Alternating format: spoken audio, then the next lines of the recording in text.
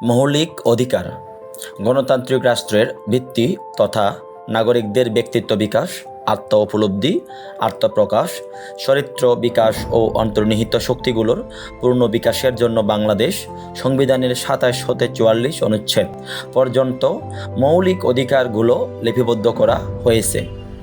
সাম্য, স্বাধীনতা, ভ্রাতৃত্ব, ন্যায়নীতি ও দেশাত্মবোধের সমহান মন্ত্রে উজ্জীবিত, অনুপ্রাণিত ও দীক্ষিত প্রতিটি গণতান্ত্রিক ও গণমুখী রাষ্ট্রের সংবিধানে এই অধিকারগুলো লিপিবদ্ধ, স্বীকৃত ও সমাদৃত হয়েছে।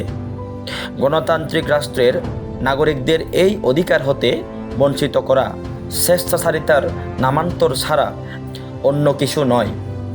বাংলাদেশ সংবিধানে যেসব মৌলিক অধিকার সন্নিবেশিত হয়েছে: আইনের দৃষ্টিতে সমতা, বৈষম্য থাকবে না, সরকারি নিয়োগ লাভে সুযোগের সমতা, উপাধি লাভ, সম্মান ও ভূষণের বিলোপ সাধন, আইনের আশ্রয় লাভের অধিকার, জীবন ও ব্যক্তি স্বাধীনতার অধিকার রক্ষণ, গ্রেপ্তার ও আটক সম্পর্কে রক্ষা কবচ, জবরদস্তি শ্রম নিষিদ্ধকরণ, বিচার ও দণ্ড সম্পর্কে রক্ষণ, চলাফেরার স্বাধীনতা, সমাবেশের স্বাধীনতা, সংগঠনের স্বাধীনতা, চিন্তা ও বিবেকের স্বাধীনতা এবং বাক স্বাধীনতা, পেশা বা বৃত্তির স্বাধীনতা, ধর্মীয় স্বাধীনতা, সম্পত্তির অধিকার, গৃহ ও যোগাযোগ রক্ষণ, শাসনতান্ত্রিক প্রতিকারের অধিকার।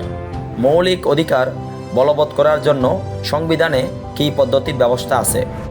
বাংলাদেশ সংবিধানে সন্নিবেশিত মৌলিক অধিকারগুলো আদালত কর্তৃক বলবৎযোগ্য, কারণ সংবিধানের ৪৪ অনুচ্ছেদে বলা হয়েছে যে এভাগে প্রদত্ত অধিকারসমূহ বলবৎ করবার জন্য এই সংবিধানের ১০২ অনুচ্ছেদের ১ দফা অনুযায়ী সুপ্রিম কোর্টের হাইকোর্ট বিভাগের নিকট মামলা দায়ের করা যাবে এবং হাইকোর্ট বিভাগ সেক্ষেত্রে সংক্ষুব্ধ ব্যক্তির আবেদনক্রমে মৌলিক অধিকার বলবৎ করবার জন্য যে কোনো ব্যক্তি বা কর্তৃপক্ষকে আদেশ দান করতে পারবেন।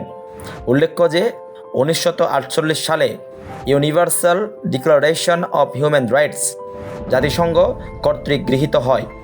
এই ৮ দফায় মৌলিক অধিকার বলবৎকরণ সম্পর্কে যে ঘোষণা দেয়া হয়েছে তা খুবই গুরুত্বপূর্ণ। সেখানে বলা হয়েছে যে এখতিয়ার সম্পূর্ণ দেশীয় আদালতের মাধ্যমে প্রত্যেক নাগরিকের সংবিধান কর্তৃক স্বীকৃত মানবাধিকার বলবৎ করার অধিকার থাকবে।